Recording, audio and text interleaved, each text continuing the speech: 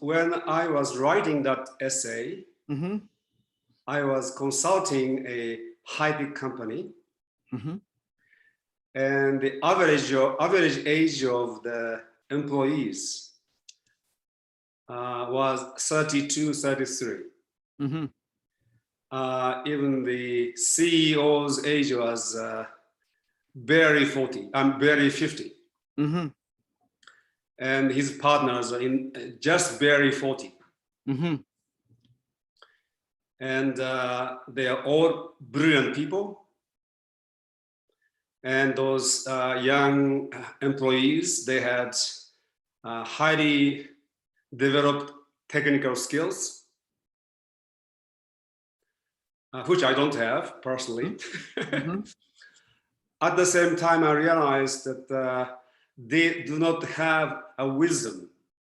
They don't even know that they don't have wisdom, and they don't really take advantage of wisdom that is available in the world and through old people like me. And I began to develop this concept of a high-tech, high-wisdom organization and high-tech, high-wisdom society. And given the way that the world is moving, if we do not have high wisdom, new kind of wisdom, humanity could actually destroy itself. Now, when you look at the world and look at this big tech, there is no question, there's tremendous amount of specialized knowledge and intelligence. But I don't really see wisdom. And at the same time, when we look at the wisdom tradition of the world, East and West, they all developed long time ago. And you and I have been studying Lao Tzu.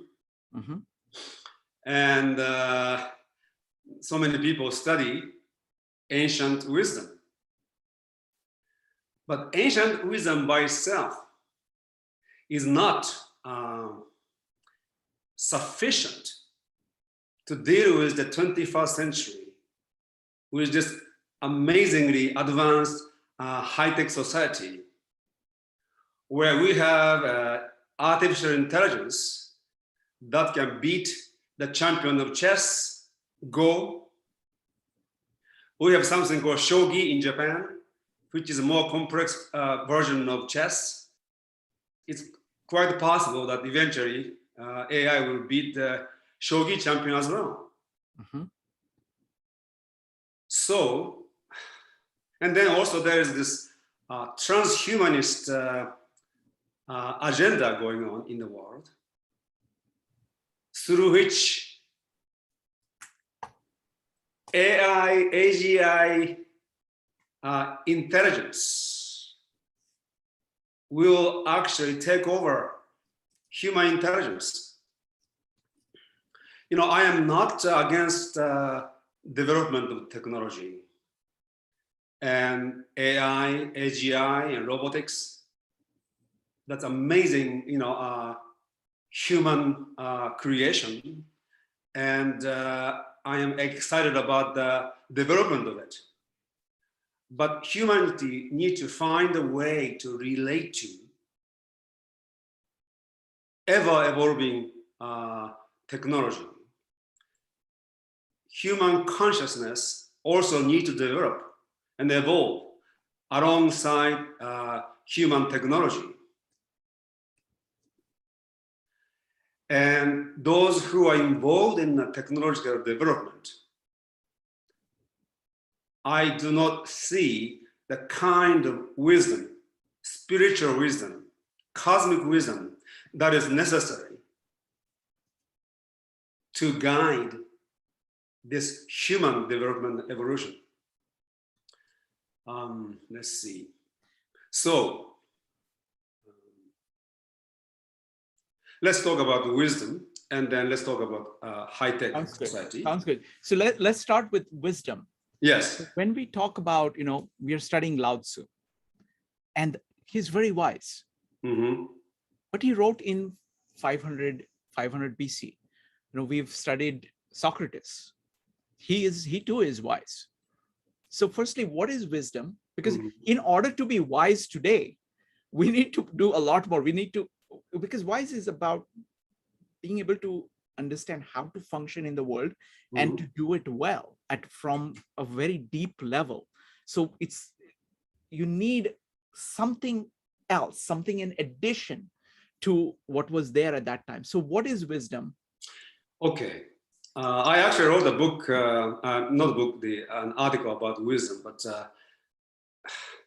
there are so many ways to really look at this, what is called wisdom. And then let's compare wisdom with information, knowledge, and insight. And people may call you wise if you are insightful. But being insightful is not being wise. We meet lots of young people who are very insightful, but not necessarily they are wise. It seems that wisdom requires time and maturity for humans to develop. When I was, let's say, 2021, I was extremely insightful young man. If you meditate for 11 hours a day in the Zen monastery, you become very insightful. But I was stupid also. Made a lot of stupid mistakes. So you can be insightful and stupid at the same time.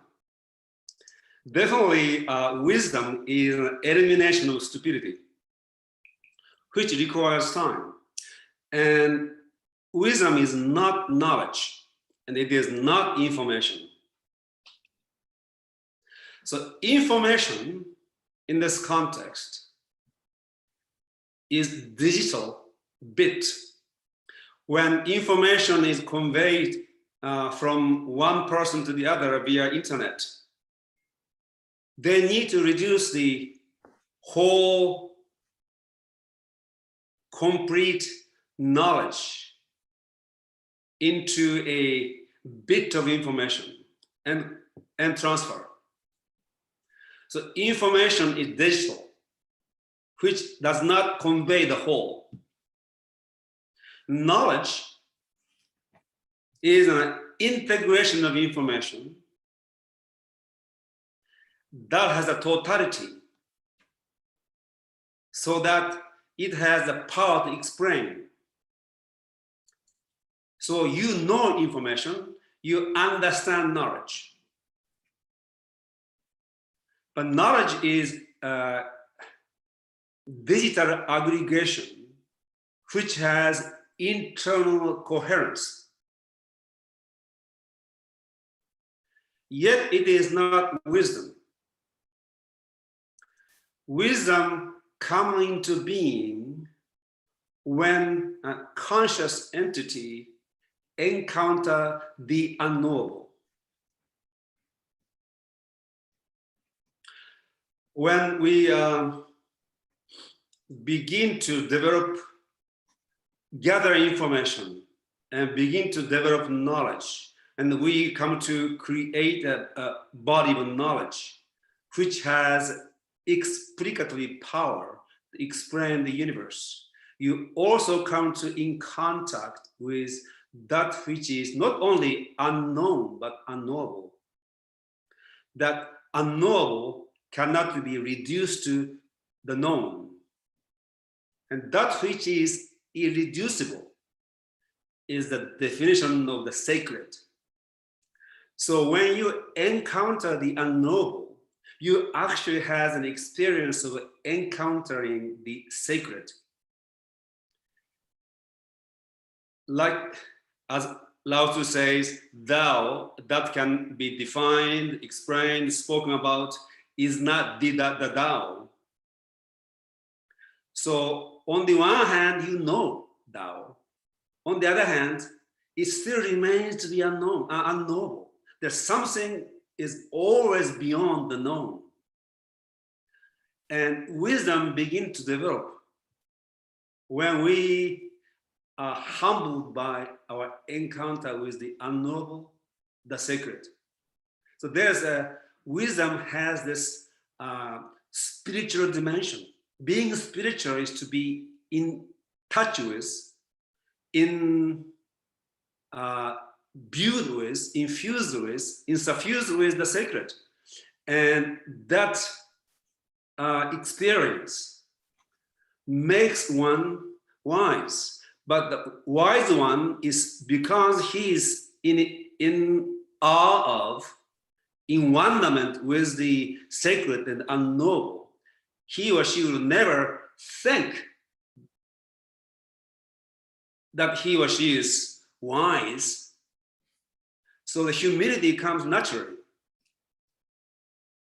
In a way, your intelligence was defeated by the enormity of the mystery, yet you love that defeat. Mm-hmm.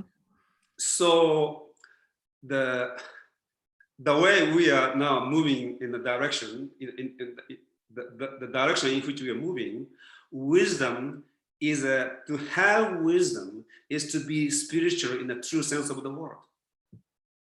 And this is entirely missing, I'm saying entirely missing in the world of high tech. I have known many people, and there are some people who are into spirituality, but it is not really authentic spirituality. And let's see. So that wisdom.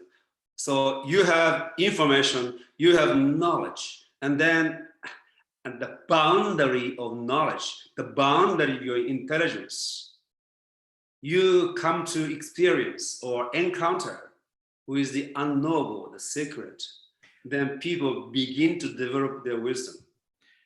Can I say something? Yeah, sure, of course. So one of the best visualizations I have gotten from you in terms of looking at the West and the East is that the West is like this steel sphere which keeps growing. So there is explicit knowledge and explicit technology which keeps growing. As it grows, it comes in contact with more things. It deals with it and keeps growing. But it is obsessed with the words, the names, the technology, the ability to do things at a given point of time. The East is like is moving from the center of the sphere to outside, to almost to infinity, to just cover this entire domain. So what you're talking about, sacred, is something that is, I mean, I see that in Indian culture, in Indian philosophy all the time, of this Atma and Brahman. It is not about the words, it is not about the things, but it is about reality and you. And keeping that in mind, seeing the entire grandeur of reality and all the possibilities, and being humble to know that there is a lot more to it than what you see and what you will possibly see. And keeping that in mind when you are looking at this expanding sphere. So though the West is very, very good at the sphere, and the high-tech people are at the cutting edge of that sphere, they do not have that sacredness that you're talking about. Not only that sphere, but also they compartmentalize the sphere into many different smaller spheres. And you see, specialization of knowledge our academia, there are 8,000 different academic disciplines, 8,000. There are 6,000 different languages. So there are more academic disciplines than the language that exists on this planet. And this trend of specialization started a few centuries ago, but especially in 20th century, or maybe late 19th century, 20th century, it became more and more specialized. You and I spoke about this before. There's a doctor who is specialized in doing operation on the left hand, and there are doctors who are specialized in operating on the right hand. And you see, because of the enormity of knowledge that we have developed, nobody who can claim to be a Leibniz or even John Stuart Mill, who are known to have known everything there was to know at that time. I question it, but they knew almost everything. They had an encyclopedic knowledge on almost every field. Swedenborg was another one. One polymath, one know-it-all who also was a spiritual. He was born in 1688, so it is like late 17th century to mid 18th century. So it was possible, the time of Renaissance, all the way to maybe 18th century, for some brilliant man or woman to know everything. Today, it is not possible. And we have been over-specialized. And you and I have a friend, Angela, who is trying to create a new culture of polymath, where our innate polymathic intelligence get nurtured. But the existing academic structure and educational structure discourages completely. When you are specialized, you can easily be manipulated by people because you don't know other field. So one element of high wisdom today is that the person who can develop this high wisdom, new wisdom for 21st century must be transdisciplinary, polymathic. You don't need to be a full-fledged polymath who knows 10 different disciplines. But you need to be polymathic and you need to be transdisciplinary. So you need to be actually a philosopher and generalist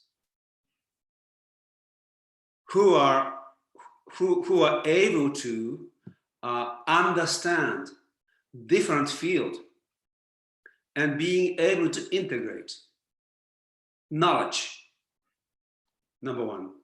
Number two, a person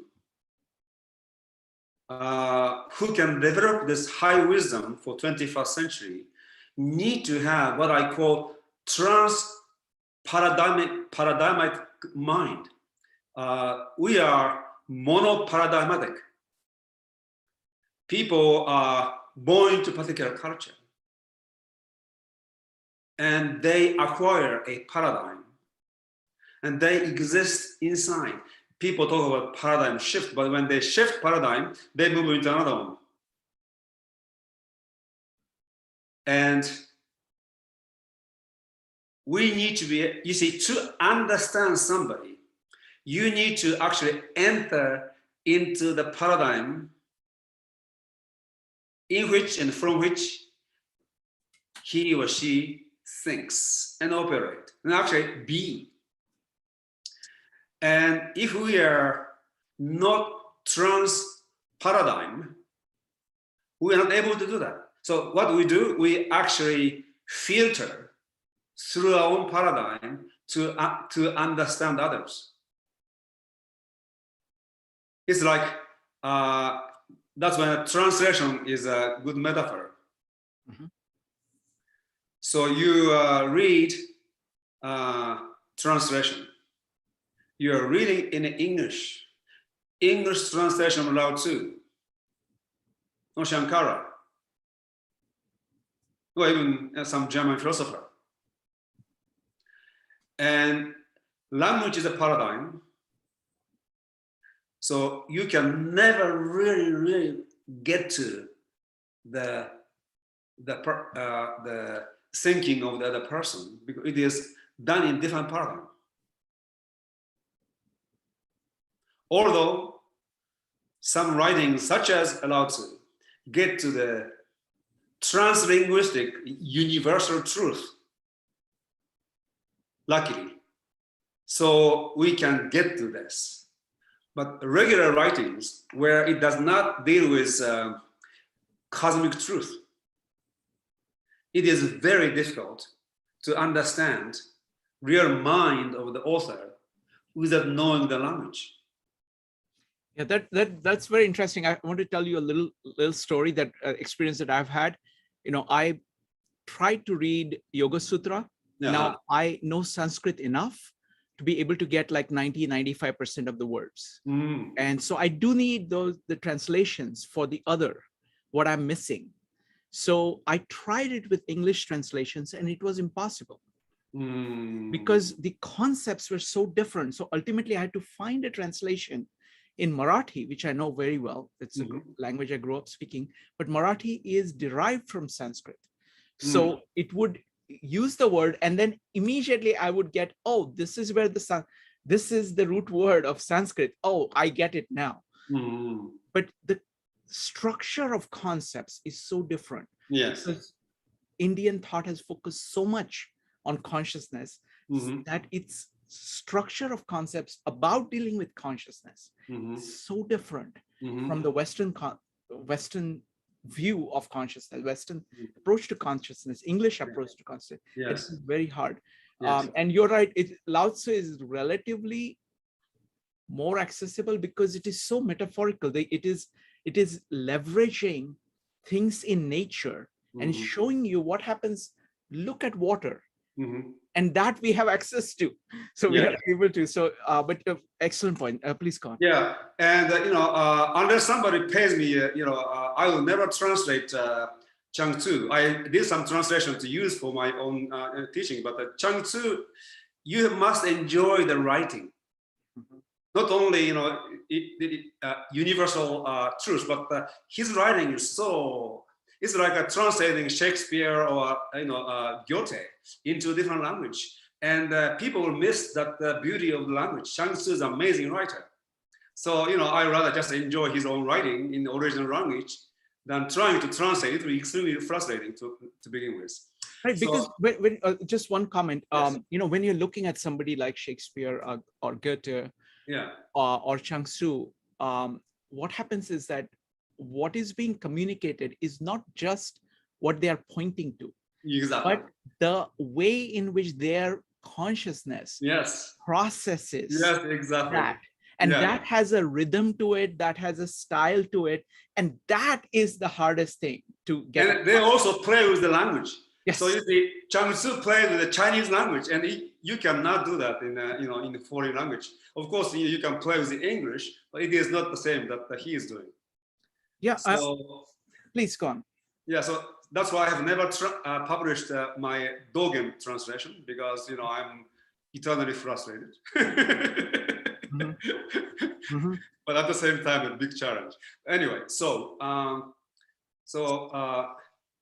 wisdom and knowledge. So high wisdom, there's a universality to wisdom, which is the spirituality in the sense of the encounter with the sacred and the encounter with the unknowable, that really humbles and illuminates human mind.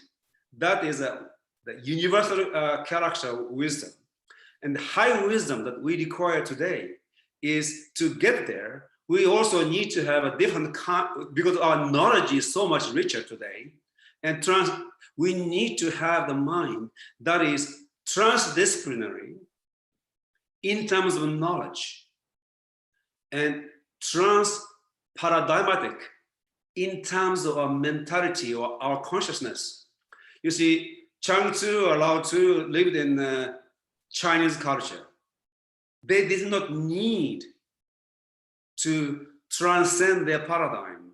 They wrote within the same paradigm. There are different schools, they disagreed and so on and so forth, but it is basically the same. Same is in, although Hindu has more diversity than Chinese actually. And West, German and French and English speaking or Italian, Spanish, there's a significant difference. So that, there's more variety, although they used to write in Latin. So we need to have this too.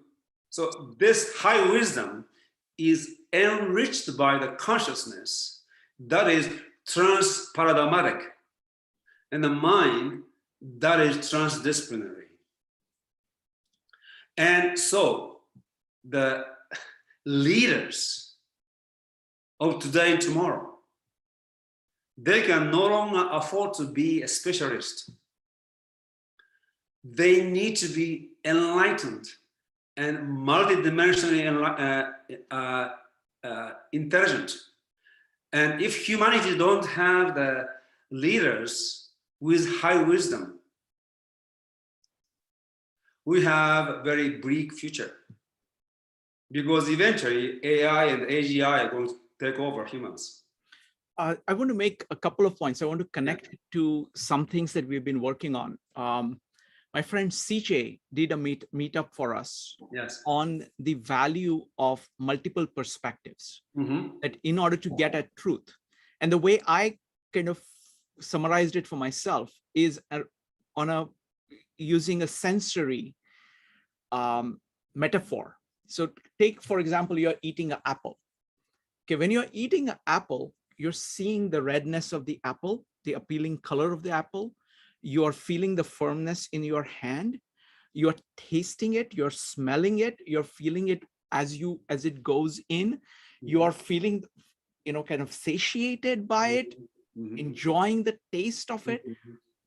All of this is happening. And so this idea of the way in which senses work is they work together in this manner. Yes. When we look at, when you think about an object conceptually, you are looking at it from your own perspective, realizing that other people have other perspectives on it. And if you are open to put yourself in the other person's shoes, any number of them, to look at the same thing, realizing that because they bring their own context to bear in understanding the object, taking in the multiple perspectives will provide a crucial corrective mechanism for your confirmation biases, for the blind spots you have.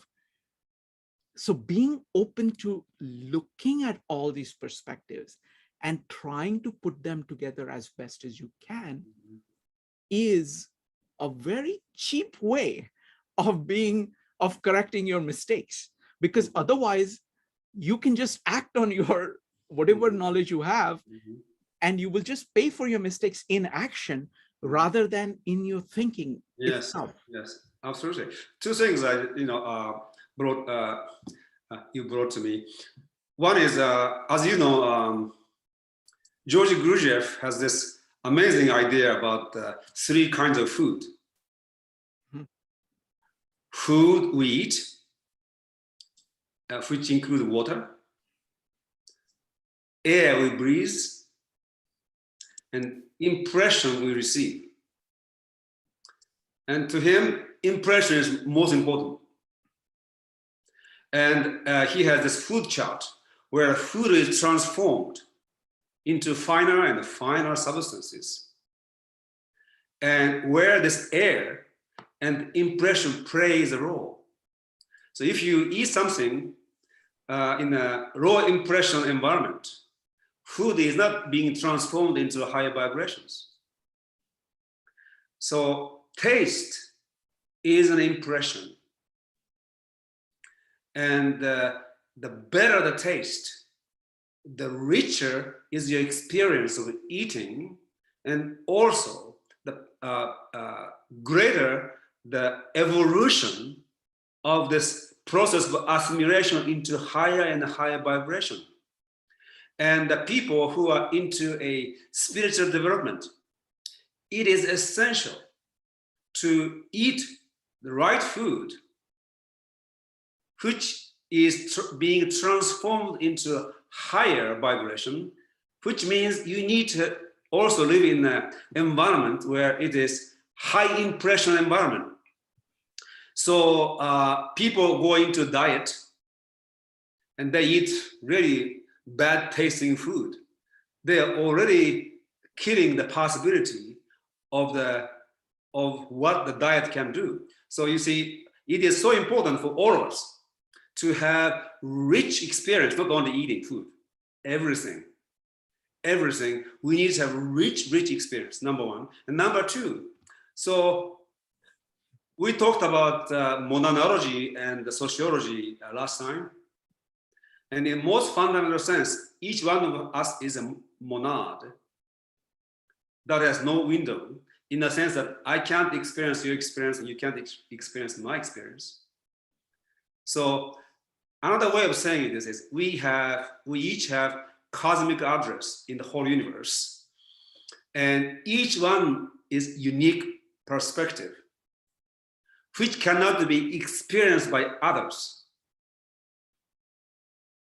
So the more somebody is evolved, the more unique he or she becomes, the more unique his or her perspective becomes. So it becomes very unique and very universal at the same time. It's very interesting. The person who is highly developed in consciousness, they become very unique, and their perspective and everything is very unique. At the same time, what they're talking about is very universal. Have you ever met any single genius composers who are the same?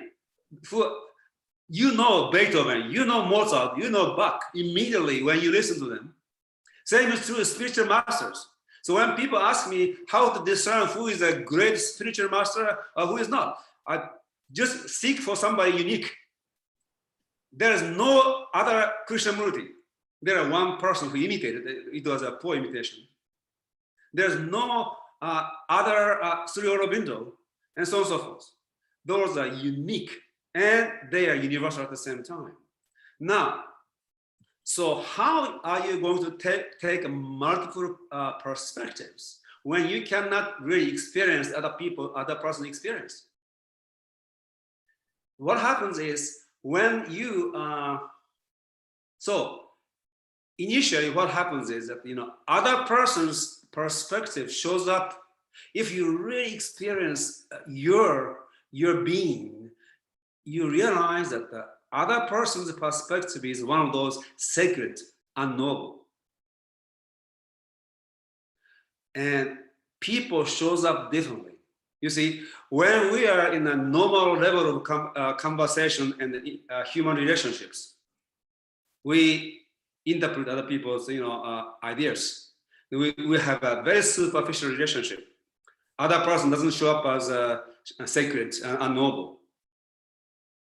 But when you are in touch with your sacred, the unknowable, and your consciousness is in the state of sacredness and the state of wisdom, other people shows up as a portal into a universe, into a world that is unknowable.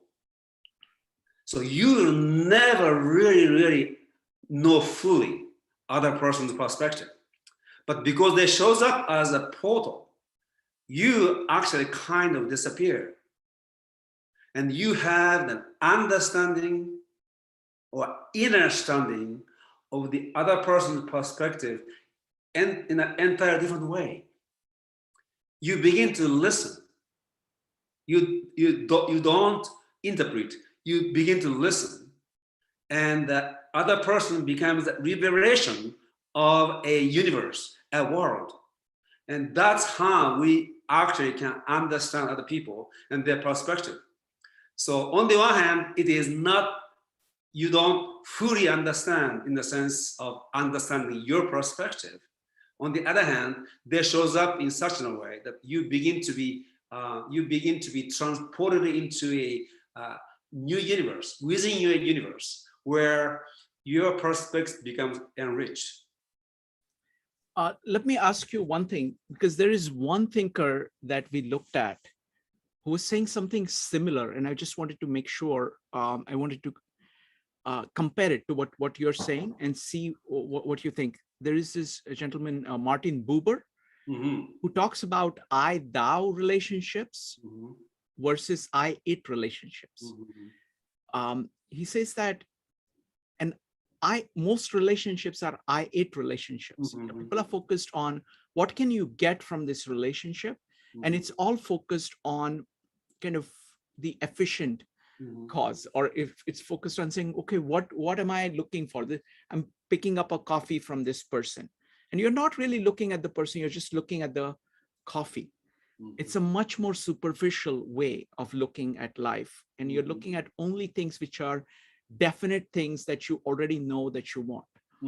But when he talks about I-thou relationship, what he's saying is that that other being that you're looking at is sacred, that just like you have that divine spark within you, the core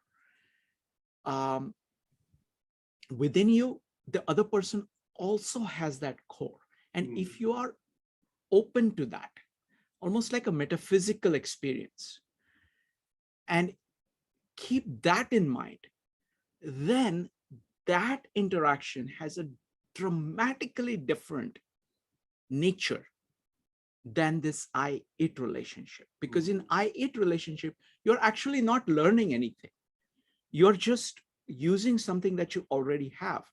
But in this I-thou relationship, you have a level of empathy, sympathy to this other being, which is what opens you up to possibilities that you have not seen before. That's as best as I understand it. I've not studied him deeply, but that's what I get. Is that something similar to what you're saying? Yes, very similar, yes. Isn't it interesting, coming from entire different background, he and I came to a similar insight. Yes, I actually read him long time ago, like in my teenage years, in Japanese translations. I don't think I understood him. Regarding understood him, I really like the comment by his translator, Walter Kaufman. He said, Buber tried to learn Hebrew, but he never really learned Hebrew, though he wrote in it. He never learned to write as obscurely in Hebrew as he could in German. So he never really mastered the language. Yeah, he was, Walter Kaufmann. He's a great German philosopher and scholar. Yeah, anybody who wants to study Nietzsche must read his writing. Yes. And he actually wrote a book about Buber. Actually, I remember that. I haven't read it, but I remember that. Anyway, yes. So yes, I-thou versus I-it. Great performers, they actually create an I-thou relationship with their audience. And the mediocre ones, or journeyman performers, their only audience is it. And that's the difference. So when you go to listen to Frank Sinatra, audience feels that he was singing to you, or some of those people may have a natural talent to be that way. Elvis Presley, the same way. They just speak to, they are singing to the audience, but the audience feels as if he is singing to her in this case. So that is a huge difference. Yeah. So let's see. the essay I wrote, the technology, art, and science of Homo Deus. That's I suggest that people who are listening to this, read this on my website. I talk about Heidegger, whom Walter Kaufmann doesn't like too much. But Heidegger has brought up many interesting issues. And one of which, what was his name? Let me see the book's title. Yeah, Question Concerning Technology. It is in one of the essays in the book. He talks about enframing tendency of techno-scientific humans to do, which is to boxing in and dividing, like what we talk about specialization. And he says, this I just want to read from my essay.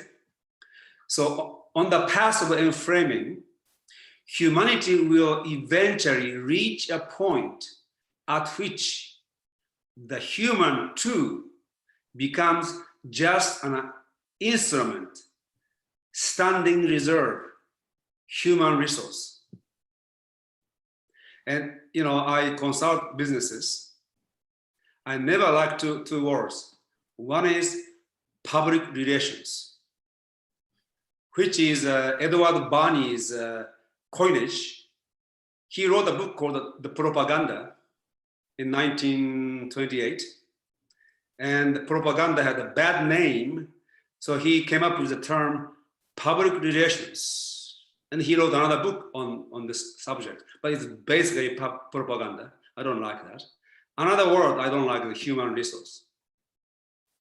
And he's talking about this. The path of enframing, boxing in, humanity will eventually reach a point at which the human too become just an instrumental, standing reserve, human resource, which has already happened. Humans are not resource. And the way of seeing humans as a resource is very degrading, dehumanizing. Thou become it. And secondly, he says, humanity's over-inflated sense of its power over nature, the natural world, will lead to humanity believing that it has control over all of existence. You see, Francis Bacon famously said, nature to be commanded, to be obeyed. And this to obey part has been significantly forgotten. And humans are into commanding, without fully understanding everything.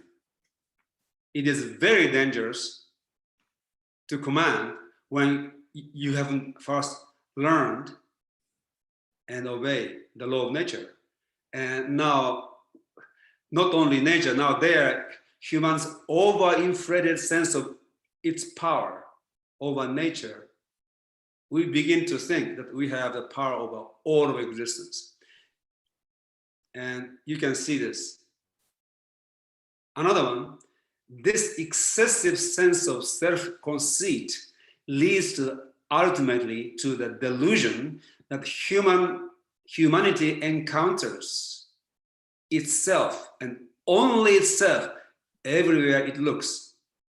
A kind of narcissism at the species level. You see, we are moving in that direction. Actually, we have moved significantly in this direction. The excessive sense of self-conceit now leading humanity to a narcissism at the species level. Everywhere we go, there are humans. It's like taking a sightseeing trip in Japan. Everywhere you go in sightseeing in Japan, you see more people than sight. There are too many people. And one last thing he says, Such an orientation to the world will blind humanity to the way in which the world reveals itself, in spite of or because of the whole set of scientific apparatus and theories that are meant to guarantee a precise knowledge of the world, will miss the truth of what the world is. We talked about this in a different way. We begin to know, understand what by knowing too much about how. We start to lose sight of the whole by knowing too much about the part, in isolation from the whole. So the high wisdom that is required for high-tech society, one more element. So we talked about the transdisciplinarity and then trans-paradigm. Well, in a way, it is similar to saying this, but in an educational system, we need to begin to develop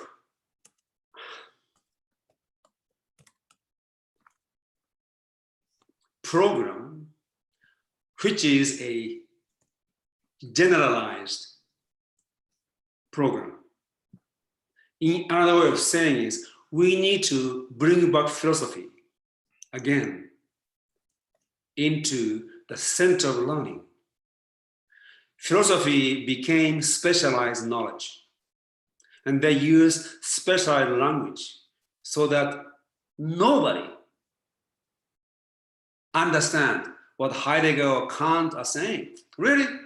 And there are professors who make a living by explaining to people what Heidegger or Kant said, or Hegel. This is one of the negative trends. One of the greatest philosophers of all time studied, Immanuel Kant. After Kant, philosophers became only people who are called philosophers, professor of philosophy in the university. And teaching philosophy of somebody else does not make you a philosopher. You may become an expert in Kantian philosophy, but ask him, so what is your philosophy? So philosophy start to move away from its own mission, which is the comprehensive view of the world. You don't know everything in detail, but you have the understanding of the whole. That is what philosophy does. No longer. Some philosophers may be very knowledgeable of many different things, but it does not make him or her a philosopher. And the philosophy disappeared. And the 20th century, the role the philosopher had to play, should play, was replaced by physicists, quantum physicists. And they became like a philosopher without being actually trained in philosophical thinking. So their philosophy, they are very insightful, brilliant, but they don't have the comprehensivity of what philosophy needs to be.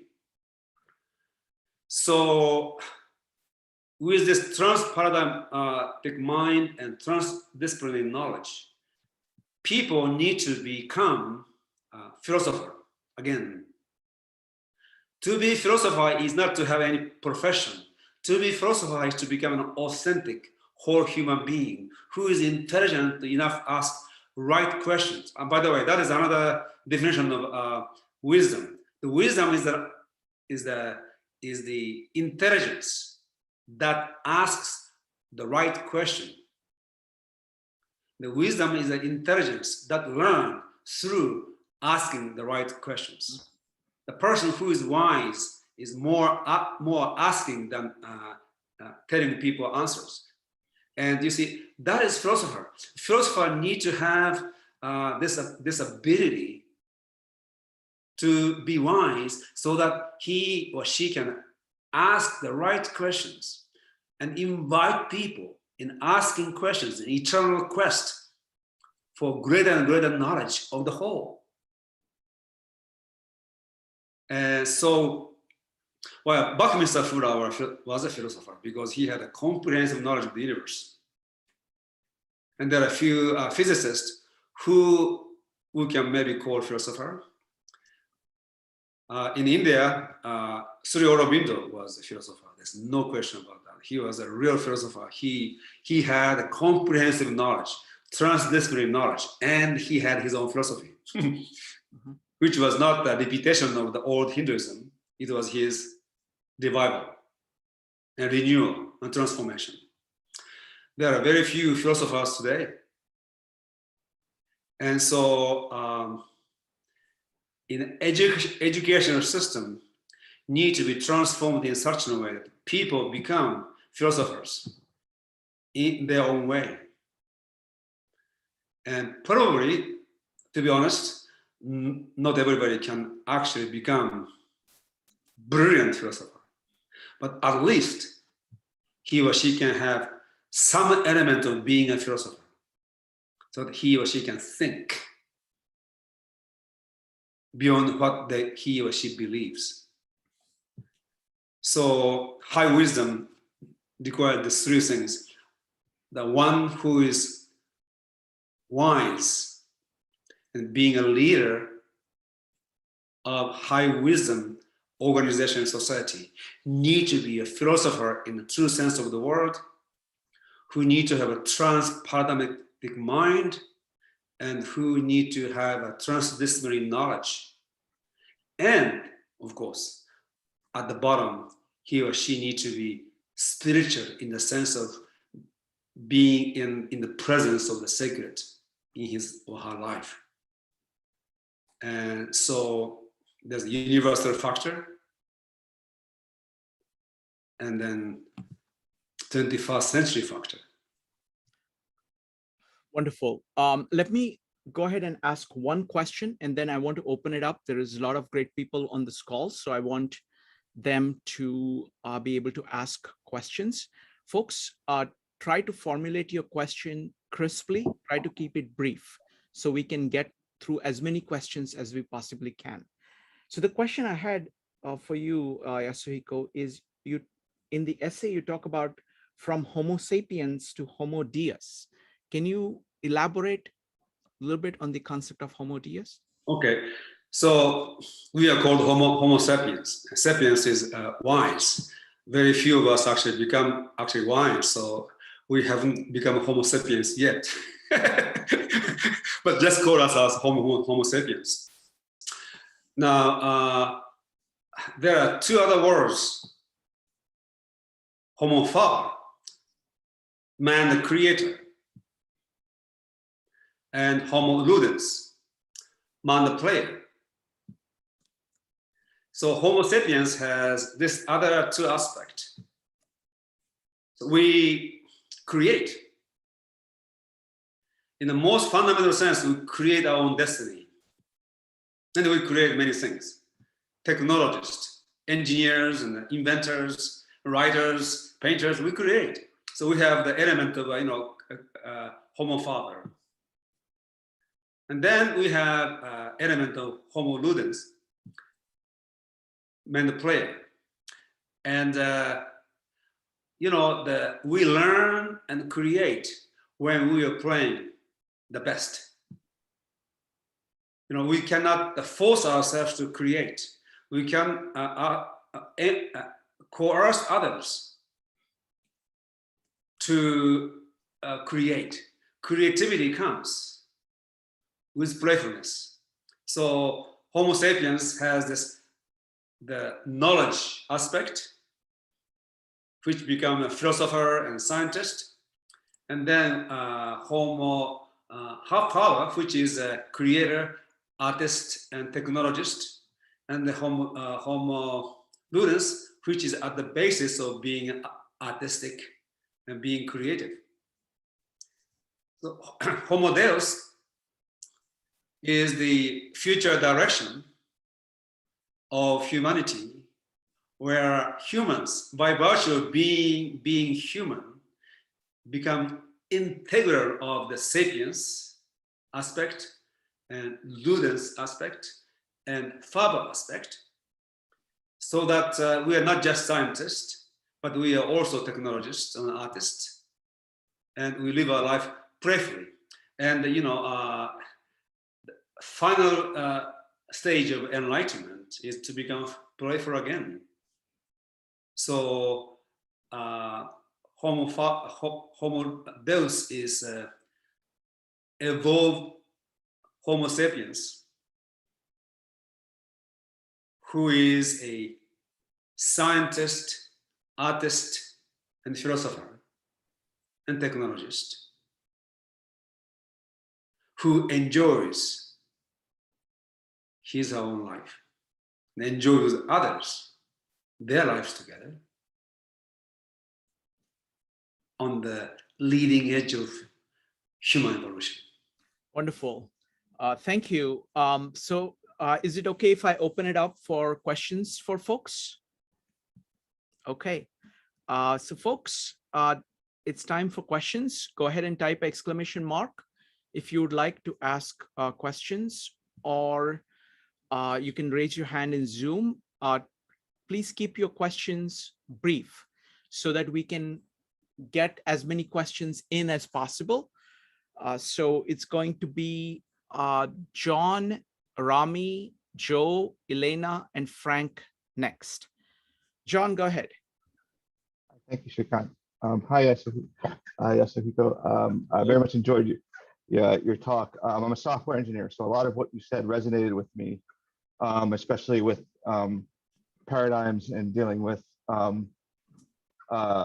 situations in where people are very smart, specialized, in specialized knowledge, but have not really checked out the wisdom part. And my question has to do with paradigms. And also something else I've noticed in software engineering is that people can get stuck in paradigms and they can't really get out of it, such that they become, in the system they're working in, less effective overall, because they sort of have brought into this ideology. And my question is, so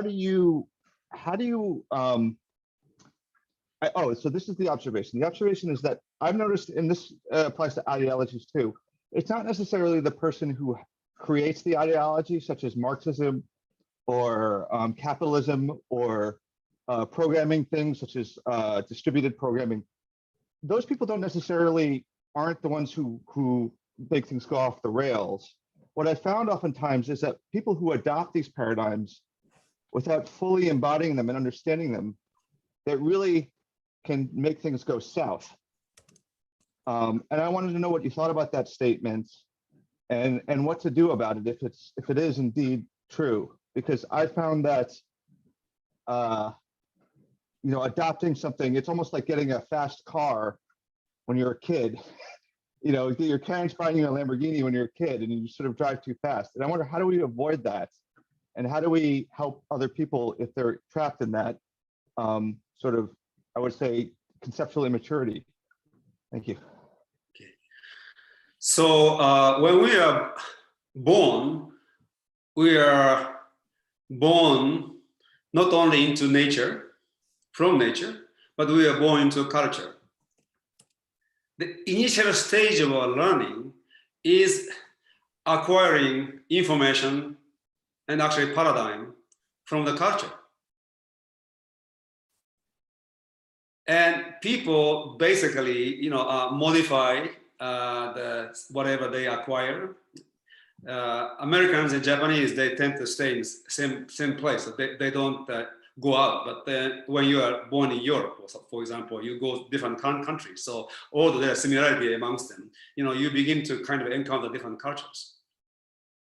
But even then, the basic operating system that they acquired, by the time they become maybe at the latest 7, probably by the time they become 5 years old, your basic operating system is there, and they begin to acquire different things. So the paradigm is based on that operating system. And that operating system has actually, because you're a software engineer, I'm using computer analogy, but you see, when human beings are born, of course, as a human, we have a basic design. At the same time, each person has a different design, unique design on top of this universal design, which include its unique operating system, which is not activated. But when you are born into a society, not only you actually start to bring in different programs, different apps, but you actually implant collectively used operating system, and it becomes superimposed upon your innate operating system, and begin to acquire different programs. So that's how your paradigm is created.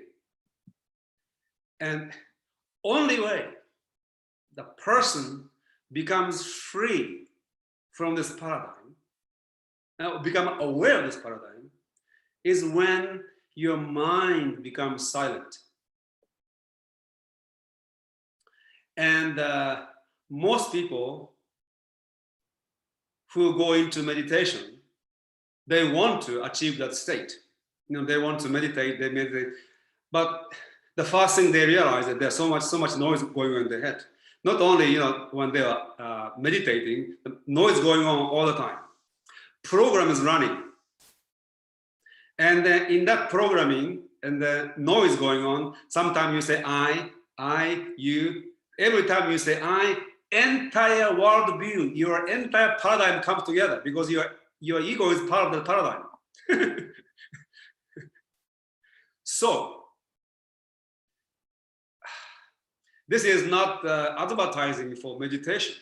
There's the only way the person becomes aware of this paradigm and becomes free is when the person becomes silent. When he or she achieves a silent mind. It's amazing. That is the initial stage of Satori or enlightenment. So sometimes it happens, but when you begin to practice meditation, the probability of that moment happening becomes higher.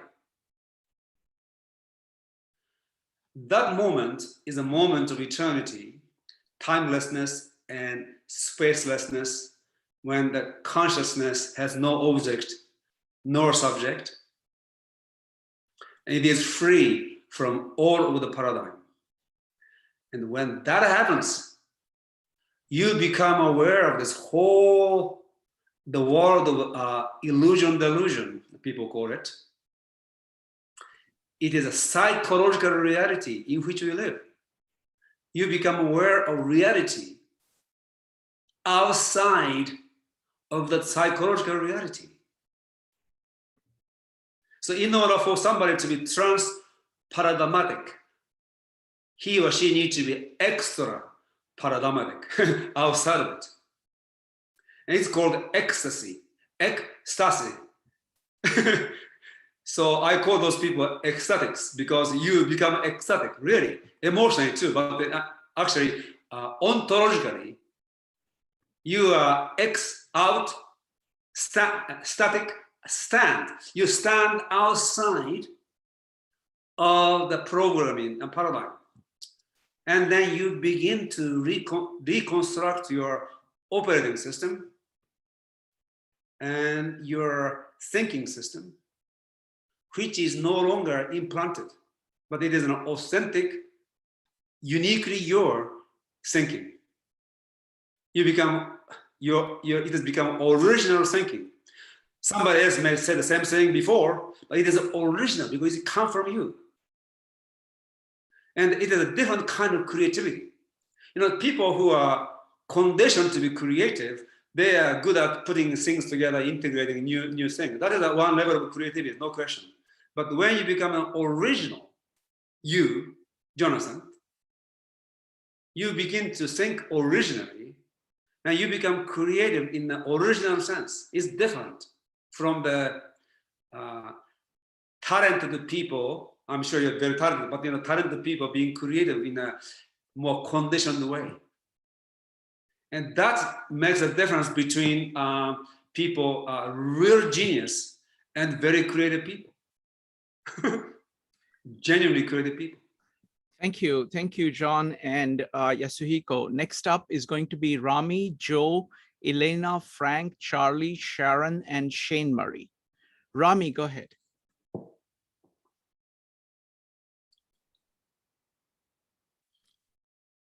Rami, what's your question? I'm sorry, thank you. Are there too many people, or are there too few applied or new solutions for ensuring all possible people can have thriving lives upon a similarly thriving planet?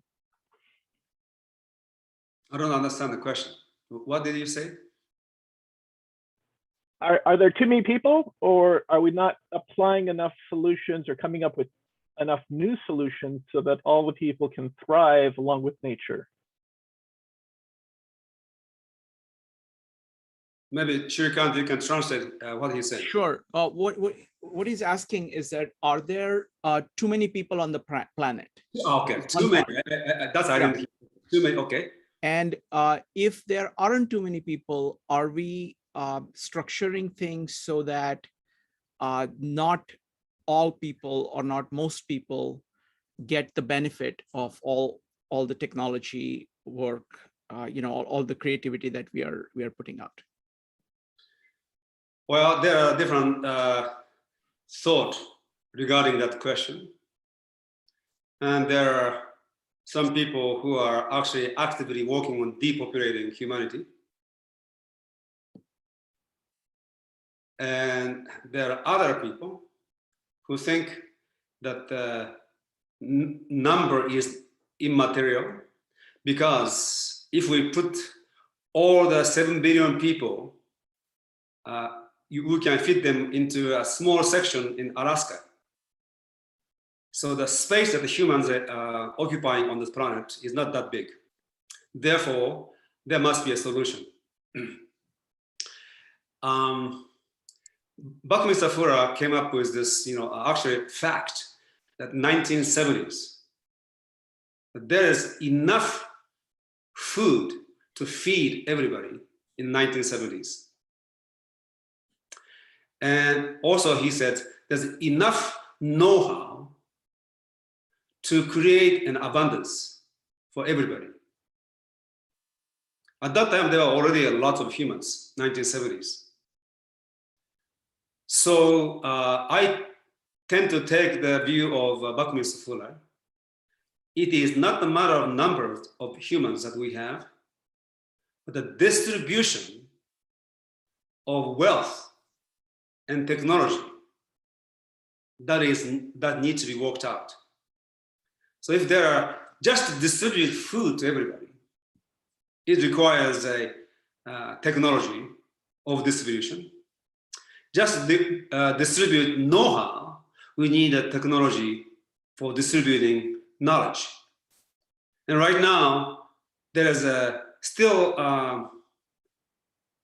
heavily concentric structure exists. We have an idiosphere, where there are few center of ideas and the people gather together. And there's a human sphere, where political sphere, where a few people have power and everybody gather around. So there is no polycentricity and omnicentricity in the distribution of power, knowledge, and food. And Rami and I and Shrikant, everybody, there's a tremendous amount of intelligence in this group. If we come together, really think about how we can actually distribute this knowledge, wealth, and food. I don't think it's that difficult to do that. Imagine there are about 1,000 billionaires on this planet. and beyond $800 million US dollars, you can change your lifestyle. So the person who has 1 billion, a person who has 100 billion, they live in the same way, basically, lifestyle-wise. So can't you spend that money on something else other than for themselves, for yourself, and use that money to actually distribute knowledge and food around the world in such a way that everybody can become self-sufficient, not dependent on others. And so if I'm understanding Rami's question correctly through Shrikant, I don't think there are too many people. We have a paucity of will and strategy in developing, distributing know-how, power, and wealth. Thank you, Yasuhiko. Next up is going to be Joe, followed by Elena. Joe. Thank you, Yasuhiko, for joining us here today. Good to see you. Nice to see you. And so my question is related to ethics. So don't you have to subscribe to an ethical system in order to achieve wisdom? Because essentially that the way I may answer a question if I'm a utilitarian versus a virtue ethicist versus a deontological philosophy of life, don't I need to select a ethical system in order to be wise? This is my perspective on this question. It is a great question, and it is has to be part of the whole equation. Just going back to what I said about philosophers. Philosophy used to have basically two divisions. One is natural philosophy, which has become specialized as science, and moral philosophy, which is ethics. And then as a foundation of it, there's ontology, epistemology, and so on and so forth. And what we have lost as by way of losing philosophy is losing this moral philosophy. Not only we have lost moral philosophy, but concern for moral philosophy. So at the foundation, we need to bring conversation back, asking this question: what does it mean to be ethical? What does it mean to be moral? A friend told me in the United States, subject of ethics disappeared from the curriculum in school in 1980s. So there was no curriculum called ethics in school. I don't know if it's true or not, but he told me. In Japan, when I was growing up, we did have an ethics class. And I actually studied some, East and Western ethics in elementary school and then junior high school. So it is not, before we subscribe to any ethics, first we need to realize the importance of ethics, and the people need to have conversation about ethics, what is right and what is wrong. And so again, as a part of bringing philosophy into school, we need to bring into school an educational program and into the conversation of humanity, the question about ethics before any answer about ethics. People need to realize that's number one. And number two, 20-some years ago, I wrote an essay on ethics, actually. And there is, you can say, meta-ethics before any ethics. I am into people thinking freely and developing their own philosophy, which means it has a basic, so people may have different ethics as a result of thinking freely and developing their own ethics. But there needs to be a fundamental alignment. One, alignment, meta ethics. Number one alignment is alignment for truth. What is true and what is untrue. And second is alignment in responsibility.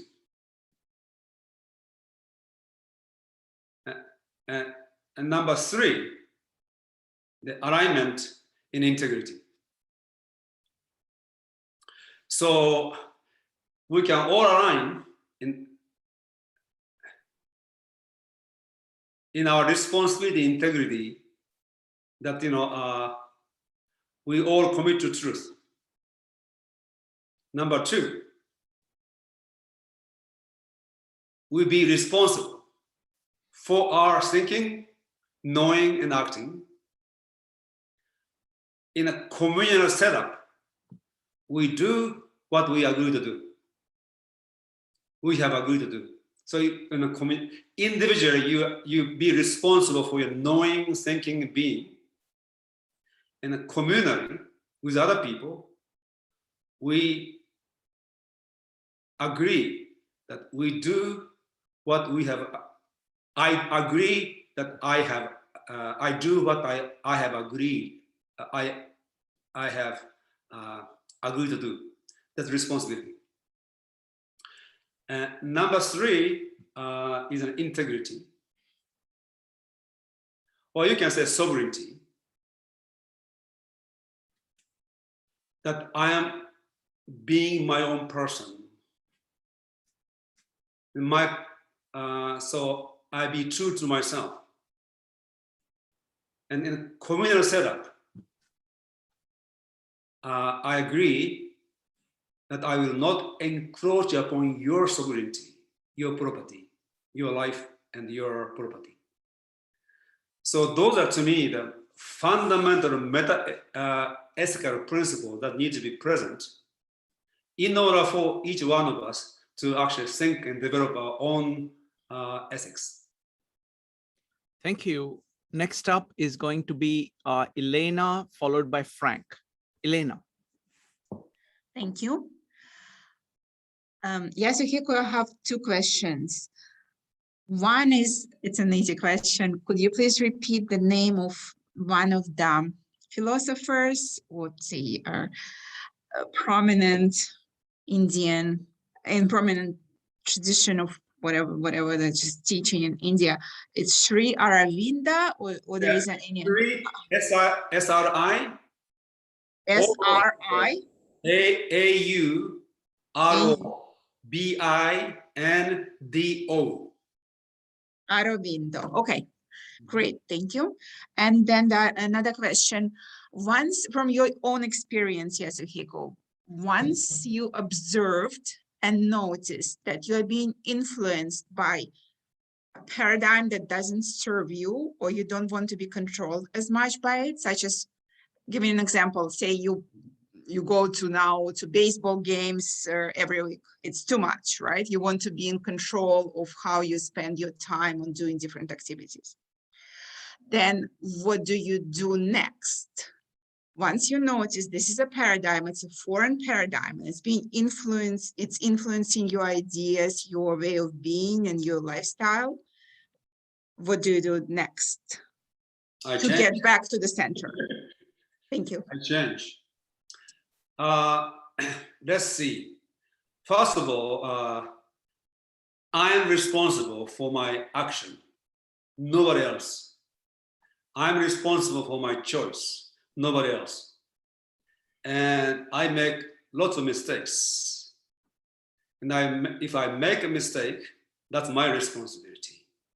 And then I realize it was a mistake. It is my responsibility not to repeat it again. So that's in terms of specific actions. And paradigm is a much larger concept. And so give you a concrete example. So I was born to Japan, born in Japan into a particular culture. And as you know, Japanese people are extremely polite. And they don't tell you what they think. To be nice to be you, nice to you, and not to be disliked by you. They are extremely polite, and they are very careful in what to say, what not to say. Although maybe it is not Japanese alone today. And I used to do things because the group to which I belong is doing. And oftentimes I was miserable, unhappy. So I realized that, my happiness is more important than, following the group dictate. So I found a way. Initially, it was like stupidly, I'm not doing. But then it didn't really work out very well. So I began to develop a way to actually communicate why I am not doing it. Until the age of 16, I was an excellent student. But I realized I didn't think. So I began to think for myself for the first time at the age of 16. And I realized, I don't need to memorize all the subjects. I don't need to get 100% in every test I'm taking. Some are completely useless to me. So I began to change the way I study. I became like an autodidact, which is completely unusual for a Japanese person at the age of 16. So the reason I changed my way of being and begin to become extra paradigmatic to Japanese culture is because I cherished my happiness over following other people's dictate, and which is extremely strong in Japan. So, and that was my choice, my responsibility. So probably you can say it took guts, courage to do that, coming to think of it. I didn't think I was courageous or anything, but in retrospect, it requires a courage to change your way of being and thinking and begin to take responsibility for your action, which may not go along with the paradigm in which you exist. Thank you. Next up is going to be Frank, Charlie, Sharon, Shane Marie, Nari, and Marjorie. Frank.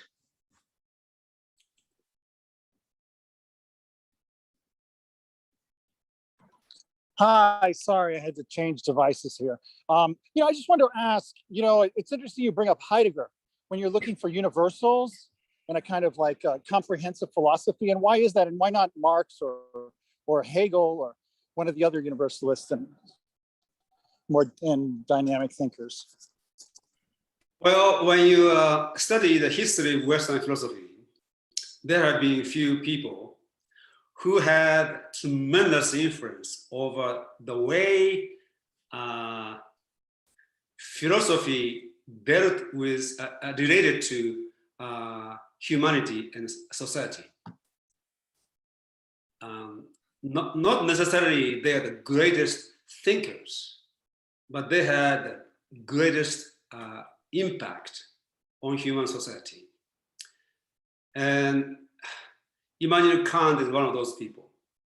In my view, Spinoza is a far greater philosopher than Kant, but Spinoza was ostracized. We still study him, but he is not part of mainstream by any means. And Immanuel Kant became a mainstream. He had a tremendous influence. And as the flourishing of German culture, it actually transformed the whole world. For example, in the United States, until Civil War, the philosophy that was taught in the universities are basically British philosophers, and Scottish too, British Scottish. And after the Civil War, it became Hegel, Kant, Hegel, and then became Karl Marx. And it has a tremendous influence over the course of history in the United States. So whole trend of this change started with Immanuel Kant. And he was a greater philosopher than Karl Marx by any means, but Karl Marx had an influence, of course, politically speaking. Thank you. Next up is going to be Charlie, followed by Sharon. Charlie. Yeah, I'd like to bring up something on kind of a personal psychological level and focus on the need to belong and using that image of putting things in boxes and that there's a tendency for people to like their box. They like where they are, and also there's other people in the box with them. Okay, and so. In a way, it's similar, kind of like agoraphobia. People don't want to leave their box; they want to stay in it.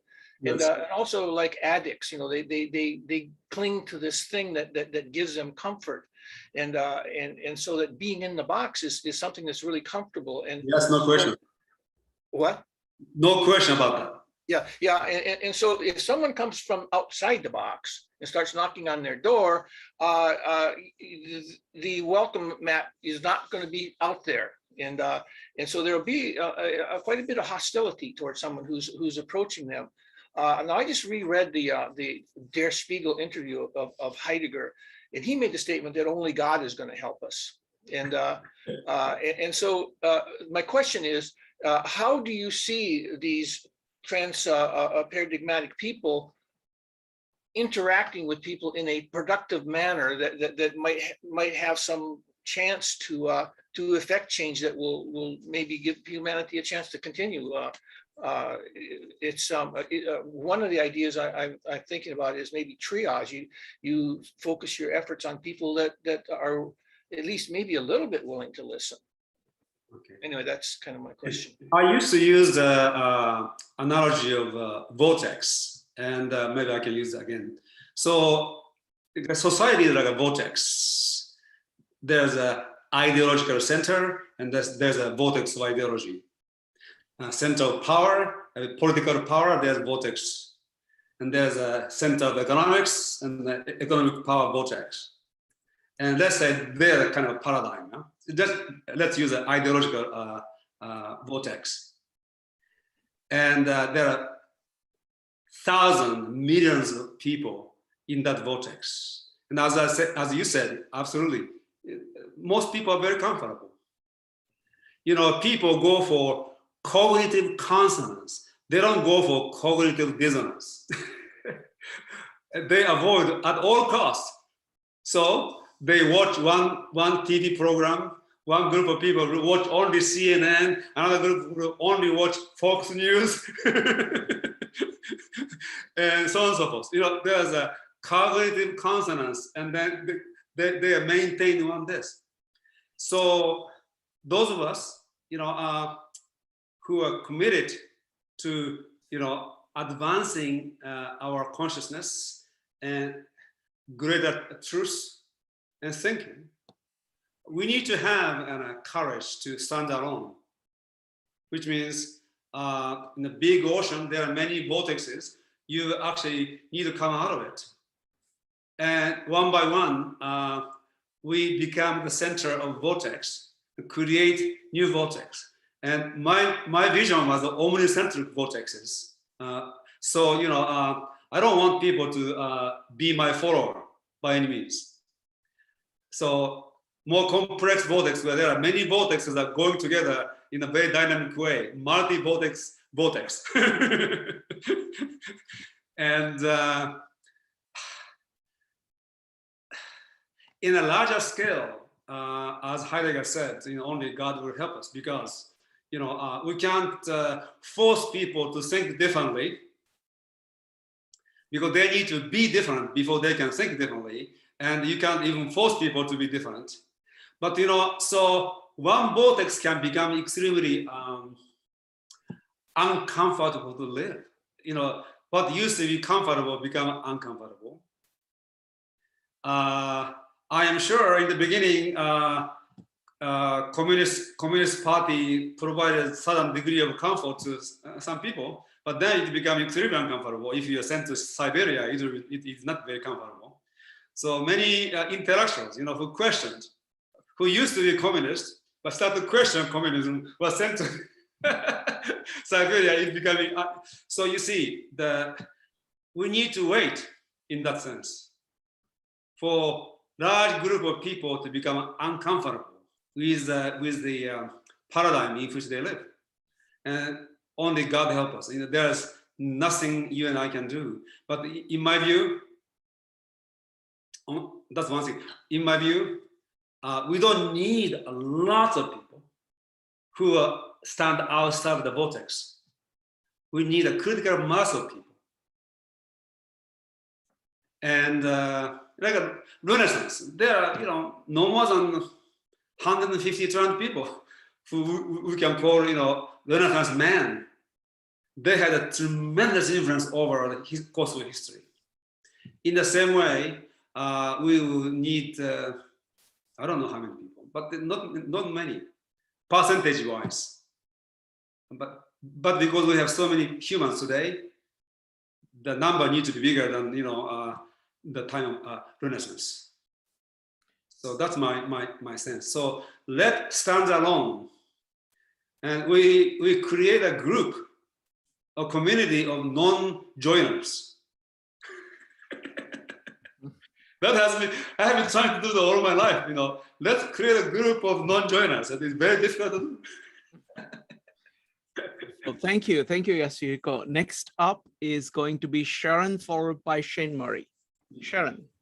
Hi, I just wanted to go back to the idea of having paradigm explained again. Early in the talk, it was said that Lao Tzu and Chuangzi were operating in the same paradigm. And then there was just something right after that about wisdom. But I was wondering, were you suggesting that for those of us who are 2,000 years later and, from a Western or a European culture, are we so outside of the paradigm that we're not able to gain the wisdom or to learn? I just wondered if you could explain that again. Okay, two things. Number one, on the one hand, humanity has progressed, but on the other hand, not much. So China was feudalistic society. Yes, China was agricultural feudalism for centuries. Now, feudalism has a ruler and ruled. When you look at China today, you have a ruler, Communist Party, and the rest of the Chinese people. So fundamental hierarchical structure hasn't changed. Russia, the same way. And United States, where all men are created equal, has become more and more ruler and ruled. So in the most fundamental mental structure, like a meta paradigm, you can say, of humans, has not changed much.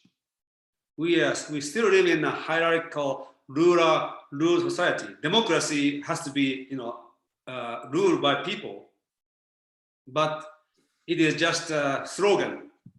In reality, it is always rulers and rules. So Lao Tzu lived in that time, and we live in that time, in this time. Fundamentally, not much difference. That's number one. Number two, somebody like Lao Tzu and Chang Tzu and Taoist and Buddha and Aristotle, those great thinkers, they actually touched upon something that is timeless. It goes beyond a paradigm. It's like a universal, like a human paradigm, you can say, given the human consciousness. When we seek truth, eternal truth, we reach a certain kind of understanding, which is universal to all humanity, beyond any particular culture. And because Lao Tzu or Chang Tzu, in this case, Lao Tzu is addressing something called Tao, which is transcultural. It is beyond any culture, any paradigm. The way it was written, the way it was taught was Chinese. But what he was teaching is way beyond Chinese culture, which can be understood by any culture, any people who come from different paradigm. Thank you. Next up is going to be Shane Murray, Nari, and Marjorie. Shane Murray. Yes, hi. Can you approach wisdom through meta information exclusively without knowing the knowable first? I'm trying to just understand if wisdom is within my reach, if my knowledge is very limited. So if I don't have the time to grasp very difficult concepts, can I approach wisdom through meta information if my spirit is open to that? Thank you. Yeah, so so we have spoken about wisdom, like universal wisdom, which can be reached by anybody at any time in human history. And I was talking about being a leader in the future, especially future, in a high-tech society with techno-scientific knowledge. We need something more than being Lao Tzu. So you and I can be Lao Tzu, but we need to be something more in the 21st century. And the wisdom of Lao Tzu is insufficient, but for our own happiness, absolutely sufficient.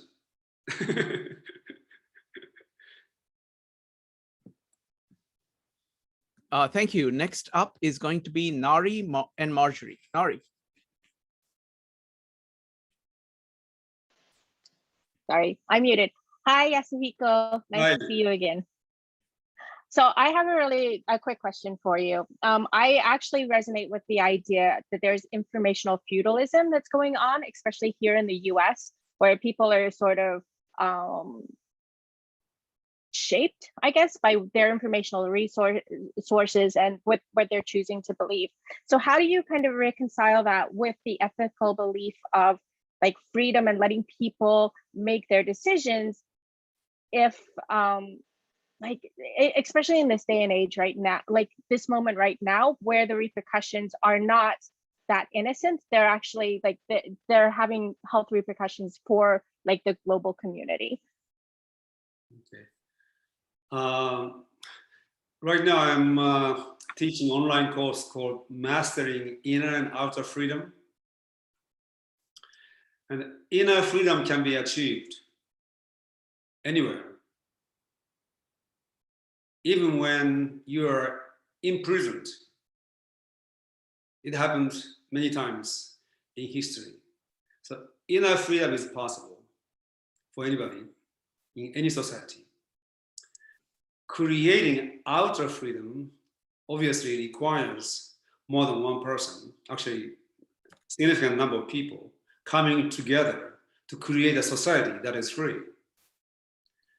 And that requires more than just being internally free, but internal freedom is essential for people to be able to create outer freedom. There need to be a critical number of people who have achieved a measure of inner freedom to come together and construct a new society. And what is happening today, it is the opposite of outer freedom and liberty that founding fathers imagined and tried to create. And I do not know what is going to happen, but you know, freedom is, when there's freedom, there is a creativity. And when there is freedom is oppressed, creativity is also oppressed. So tyranny will destroy creativity. And creativity is replaced by control. And what happens in that kind of society is that nothing will be created, produced. So tyrannical society self-destroy. And in my view, we are seeing global tyranny destroying itself. And the people who have been comfortable in one particular paradigm are becoming extremely uncomfortable without knowing the philosophy or ideology behind that paradigm. So again, as I said, God help us. But trend I can see is that tyranny is on the way to destroy itself because it has zero creativity, and creative people are feeling tremendous pain. And so eventually something is going to happen. It may be this year, next year, we don't know, or maybe 10 years from now. I don't know if we can survive the 10 years, what's going on, but we need to endure and be free inside and seek free people outside and help each other and continue the conversation, continue the inquiry, and begin to create an energy field of freedom together. And today, because of this internet, we can do that. Thank you. Thank you, Yasuhiko, and thank you, Nari. Next up is Marjorie. Yes, thank you for taking my question. So I've been in education and have worked with teenagers for a number of years. And my experience is such that it seems that Western education and culture and technology seem to be heading in the opposite direction than you are suggesting. So we seem to be moving away from the liberal arts and seeking more and more specialized education, as you have pointed out, from valuing things like humility and empathy, which you seem to suggest as an essential part of wisdom, to valuing personal power and narcissism and all its manifestations, including, idealizing people now called social influencers. So my question is really, what do you think, given the fact that most of us, or I guess I should talk for myself, are not great philosophers, what do you think are some of the most important and first steps we can take to actually help reverse this trend? Great question.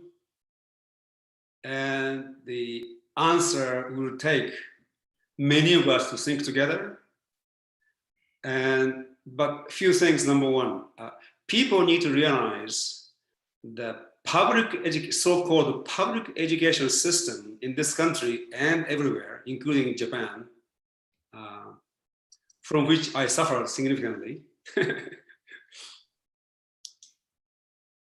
is not designed to educate people. It is designed to enslave people. It is designed to create slaves by the society, by the power structure that runs the society. So they don't want you to be a thinker. They want you to be a worker. And they want you to be specialized in particular areas of working and get paid. So this is the educational system and the industrial system that the power structure created in modern times is a new form of slavery.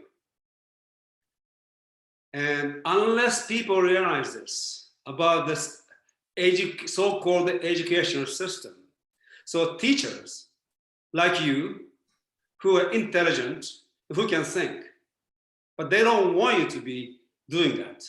They want you to be a worker and conveying the particular ideology and particular piece of information to your students that they can become new generation workers. So this whole structure needs to be broken down.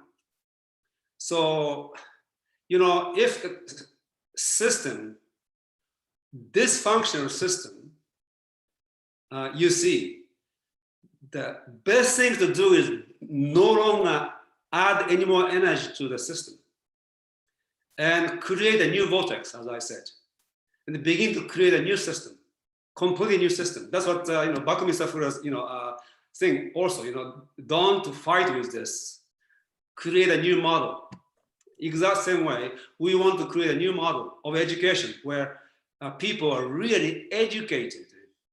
And few things. Number one, so the homeschooling that is now taking place, which is actually international network, is good movement. You know, it is. They don't want to leave their kids in this public education system anymore. So they want to educate. That's a very good trend.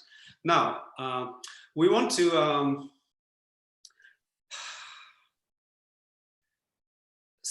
Those people who are into homeschooling want to really create a vibrant community and begin to create an alternative education system with the intention of really educating children and youth in that they become thinking humans, not following slave.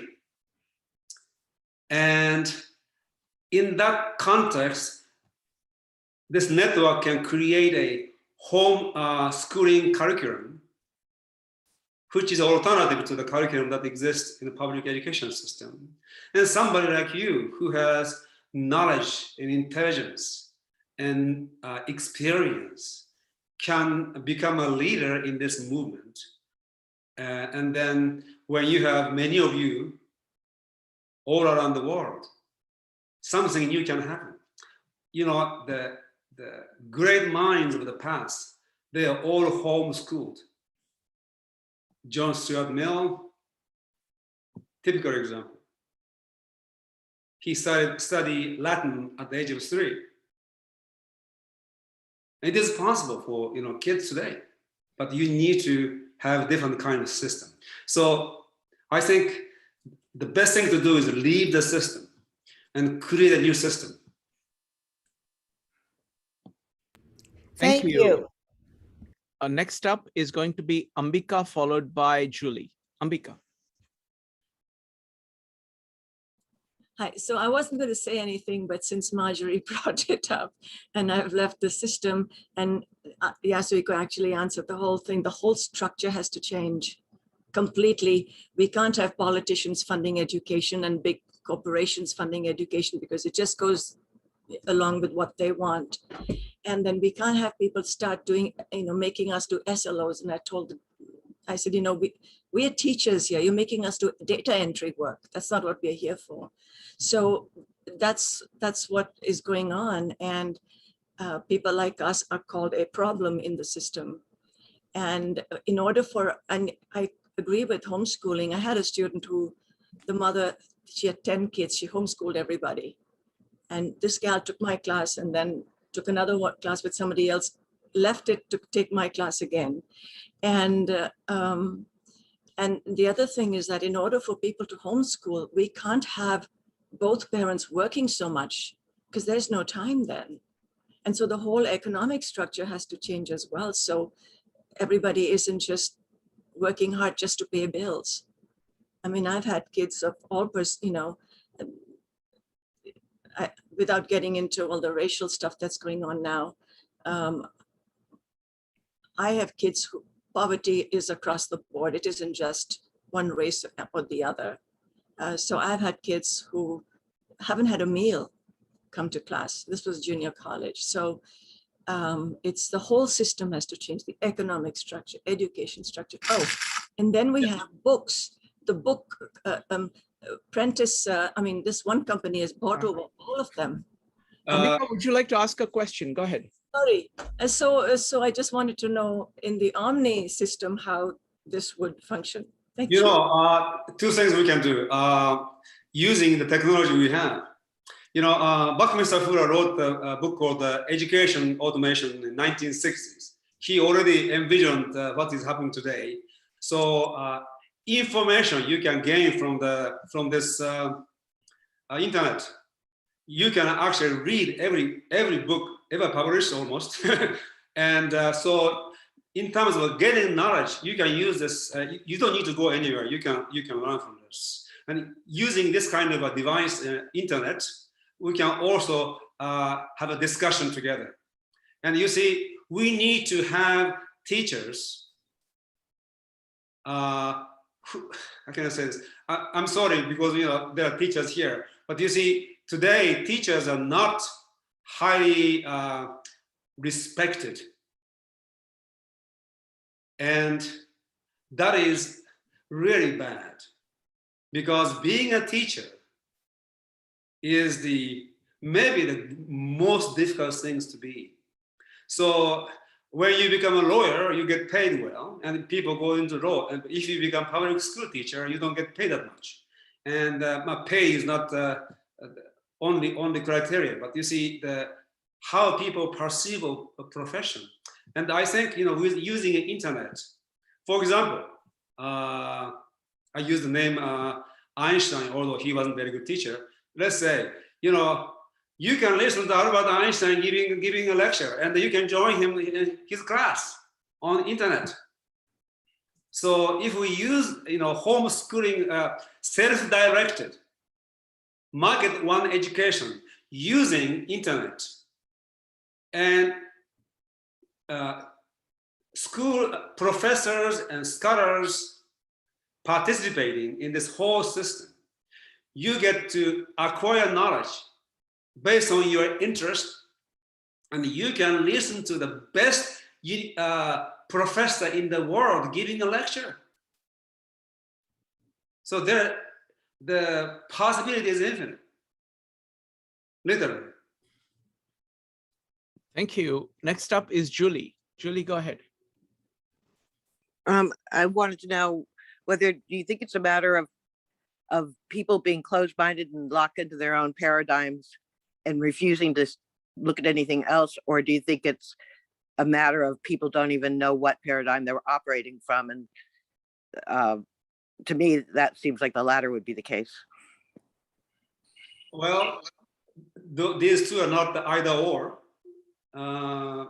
And the people who are blind to their paradigm, they are completely in the state of a hypnotic trance. And the part of their paradigm is, the program is not to look at anything else. So their behavior is already programmed. So there is no way for them to ever find out that they are inside a paradigm. It is a part of the program to blind them to the paradigm or program. So it is, you see, people need, I'm sorry to say, but people need to feel pain in this particular case. They need to feel pain. I want to ask one question. In your article, you talk about the connection between beauty, truth, and goodness. Mm-hmm. Can you elaborate on how it applies to developing wisdom in today's time? That's a beautiful question. That's about beauty. Thank you.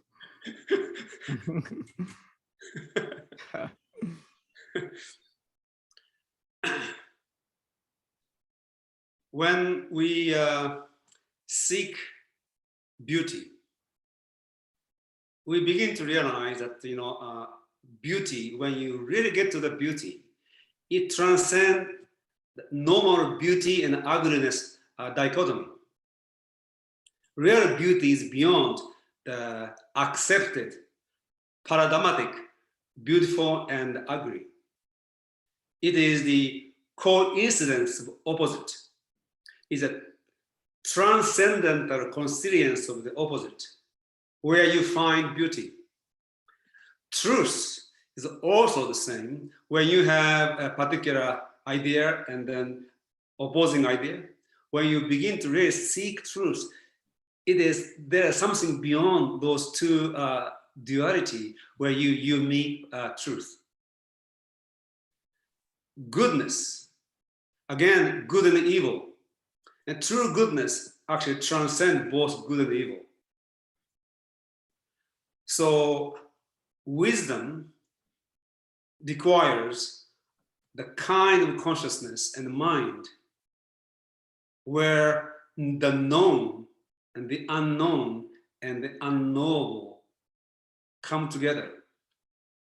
It is a state of consciousness in which seeming contradictions integrally and harmoniously exist in the state of reconciliation. So in seeking beauty, you meet wisdom, you begin to acquire wisdom. In seeking truth, you acquire wisdom. Seeking real goodness, you begin to acquire a wisdom. But this is again the meta ethics, fundamental commitment to truth or beauty or goodness. Real commitment is required. Otherwise, we just accept people's opinions, and that's where we end. And so it also means that there is it requires an intellectual courage. The people who are stuck in a paradigm, they are afraid to know something that may contradict what they know. So intellectual fear and is a part of the existential fear that enslaves people inside a paradigm, inside a program that has been implanted in their mind. So courage is essential. So maybe I should add into the meta-ethics. Courage is essential for anything, for any change that we need to create within and without. Wonderful. Okay, I'll ask one last question. We've been studying Nietzsche and his concept of three metamorphoses: the camel, the lion, and the child. Here we are talking about the child, and it's the need to not to be just a camel, to be a lion who has the capacity to say no to what is around you, and then the capacity to say yes on your own as a child. So I think it's the child. I mean, we are also looking at Jacob Bronowski's Ascent of Man. Yes. And he talks about the longest childhood, that being what the human evolution and human culture is aspiring to, the longest childhood. Mm-hmm. So any thoughts about the child in the beginning? In the beginning, we are born, and we are being child naturally. And going through this three metamorphoses, you become childlike. And the adults who has failed to become childlike, they remain childish. So child is not childish. Child is a child. And wise person who has matured and went beyond three stages, childlike. In between, people remain childish. And sorry to say, but our society at this moment, childish people predominate. The most childish is running the show. Mm-hmm. Mm-hmm. Mm-hmm. Yeah. Yes, and we may need one more metamorphosis. Mm-hmm. We need to become a dragon. Mm-hmm. Yes. We need to become a dragon. Wonderful. Yasuhiko, always, this is just so delightful and such a great honor. Thank you so much. I treasure these conversations. Thank you. Same here. Thank you very much. Thank you. Goodbye, everybody. Bye.